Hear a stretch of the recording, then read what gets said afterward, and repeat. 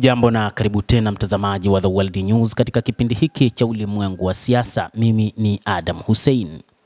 Iran imesema imejiandaa vilivyo kwa vita vya aina yoyote vitakavyoanzishwa na Israel. Hii ni baada ya kupata miongozo iliyokamilika kutoka kwa kiongozi mkuu wa serikali ya mapinduzi ya Kiislamu Ayatollah Al-Khamenei. Viongozi wa kijeshi nchini Iran wanasema miongozo kamili iliyotolewa na Ayatollah Al-Khamenei ndio ambayo imewafanya kuwa tayari wakati wote sasa hivi, na kwamba wakati ambapo Israel inapanga mashambulizi wao wapo tayari. Kamanda wa jeshi la ardhini katika IRGC anasema vitengo vyote vya kijeshi vimeshajiandaa kikamilifu vikiwa na uwezo kamili na zana katika kukabiliana na tishio lolote la maadui. Brigadia Jenerali Ali Jahanshan amesema kwamba kufuatia vita vya siku 12 vya Israel, utayari wa jeshi umeongezeka katika nyuga zote kwa kutumia mafunzo yaliyopita na pia kupitia miongozo ya kiongozi mkuu wa serikali ya mapinduzi ya Iran Ayatollah Al-Khamenei. Kamanda huyo amebainisha kuwa vikosi vya wanajeshi vya Iran vinavyofanya kazi chini ya uongozi wa Al-Khamenei na vikiwa na uwezo viko tayari kukabiliana na tishio lolote la usalama. Jenerali huyo amesema kuwa vikosi vya jeshi la Iran vimepata uwezo mashuhuri katika uwanja wa teknolojia ya hali ya juu na kuyasifu mafanikio hayo kuwa ni matokeo ya kujiamini katika uwezo wa ndani.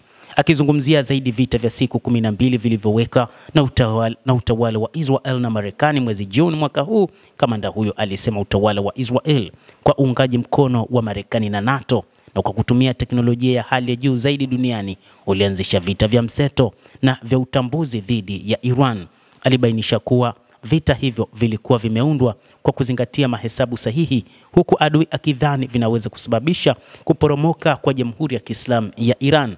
Lakini uwezo aliokuwa nao Ayatollah Al-Khamenei katika uga wa kijeshi na namna alivyotengeneza majeshi yake hata baada ya kuuawa kwa viongozi wa kijeshi ndiko kulikoiokoa Iran, huku akisifiwa nchini humo kuwa miongoni mwa viongozi watukufu katika Jamhuri ya Kiislamu ya Iran walioitengeneza Iran iliyokuwa na heshima wakati wote. Jenerali Jahanshah alisema ingawa Iran ilipata hasara na makamanda kadhaa wakuu waliuawa wakati wa vita hivyo, lakini adui alishindwa kufikia malengo yake na kuongeza kuwa wanajeshi 58 wa jeshi waliuawa kwa ajili ya kulinda nchi yao. Hata hivyo, idadi kubwa ya raia zaidi ya 1000 nchini Iran waliuawa kutokana na mashambulizi yaliyofanywa na Iran. Wakati wa makabiliano na utawala wa Israel, makombora ya Iran yalitumwa vilivyo dhidi ya adui na kuiweka chini ya shinikizo na changamoto kubwa. Kamanda huyo anasema tarehe 13 Juni utawala wa Israel ulianzisha vita vya kichokozi visivyokuwa vya kichochezi dhidi ya Iran, vikilenga maeneo ya kijeshi, maeneo ya nyuklia na makazi kwa muda wa siku 12.